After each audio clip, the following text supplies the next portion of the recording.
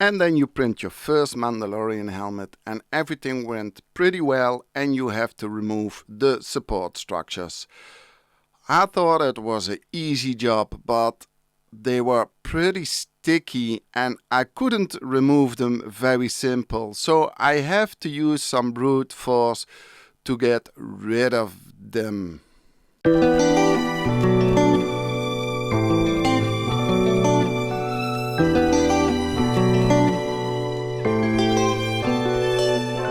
Hi everybody and welcome back at a new episode of Mad Builds. In the previous video you saw me how I printed the Mandalorian helmet, and now I try to remove all the support structures, but it's easier said than done because they were pretty sticky and I had to use some brute force to get them off. I don't know if it's the PLA or if I printed too warm or too cold. I don't know yet, but I can tell you this, the PLA I'm using now, I don't have so much trouble to get the support structures off.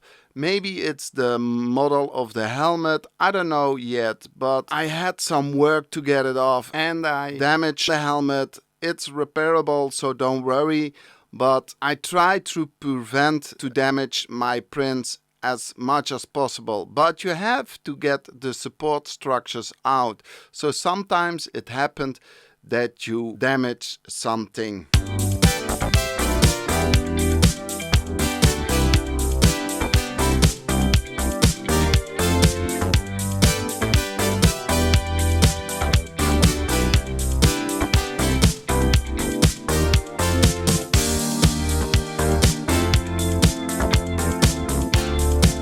You also see that I use some different tools to get the support structures out. It depends where it is, how tight it is, and how can I reach it. Sometimes small support structures you need the small tool, and sometimes with the bigger support structures you can use the big tool or a knife, and sometimes you can do it with your hands. So I hope you like this short video how I did remove my support structures of the Mandalorian helmet.